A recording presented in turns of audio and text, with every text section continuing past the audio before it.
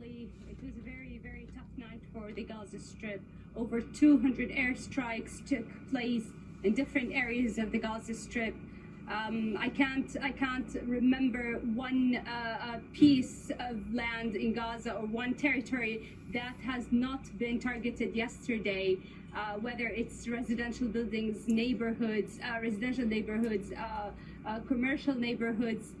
You can just imagine how the bombardments went on. Now with Gaza not having electricity, more than 4 hours of electricity, that was in the past 2 days. Now we are even witnessing a more deficit in the 80% deficit that we have witnessed in the past 2 days, where we only had 4 hours of electricity in 24 hours. Now the Seoul power plant is saying that it can operate for maximum 2 more days, and that's when the entire Gaza Strip won't have 1 hour of electricity unless fuel enters Gaza. Now, this is how big the crisis is in the Gaza Strip when it comes to electricity. Not just civilians are suffering the loss of electricity. We're talking about hospitals. We're talking about water.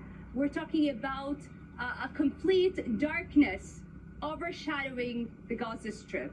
It is truly incredible to try to understand how people can cope under these conditions, extremely difficult conditions, with no power, no water, and no food, and relentless Israeli bombardments. Yumna, we are looking on the left side of our screen right now at the skies over Gaza, with plumes of smoke still billowing high up in the skies there. Can you tell us about the situation this morning? As you said, it's been a very difficult night for you all there.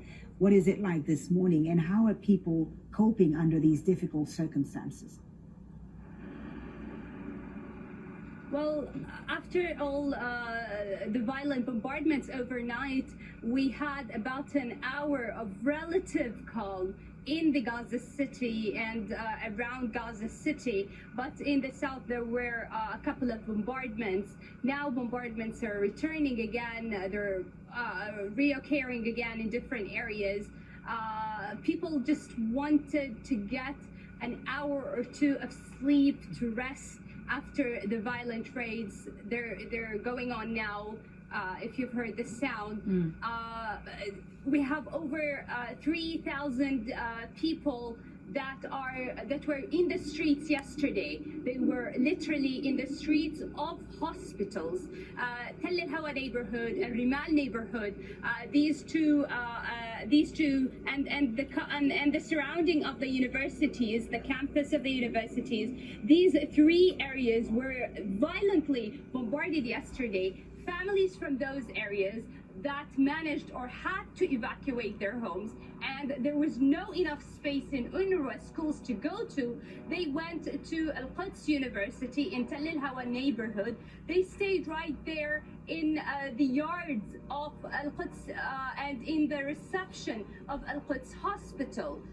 We were told by the Ministry of Health that about 3,000 people were in the hospitals yesterday, just out there in the street with their kids, with their families, trying to find shelter in the midst of all this bombardment going on.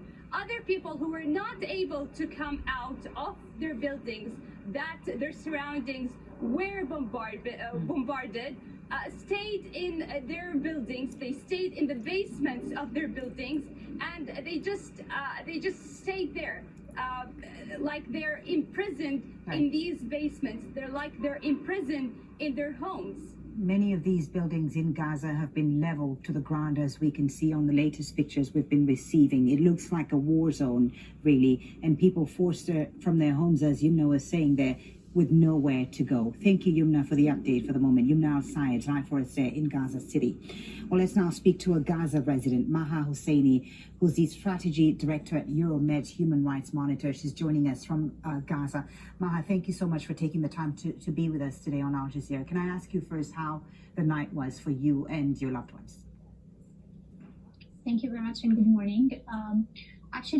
Tonight was also one of the harshest nights since the beginning of the attack on Gaza. Many residential neighborhoods have been targeted until now. The Israeli artillery has joined also the naval and aerial forces in bombing different districts of the Gaza Strip.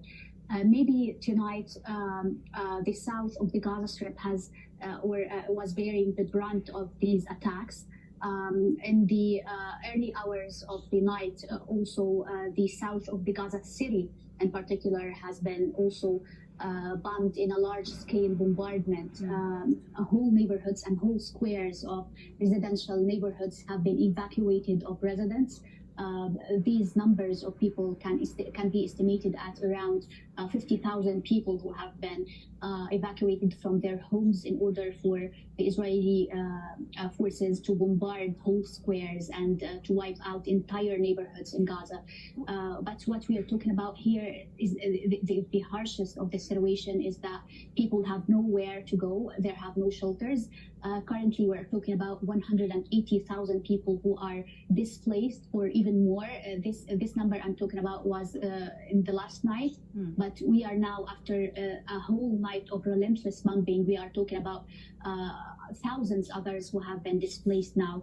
A large portion of these people displaced are at UNRWA schools. Others are staying at relatives' homes in relatively safer areas, although there are no safe areas here in Gaza. But the evacuation from one area to another depends on the place of bombing. So people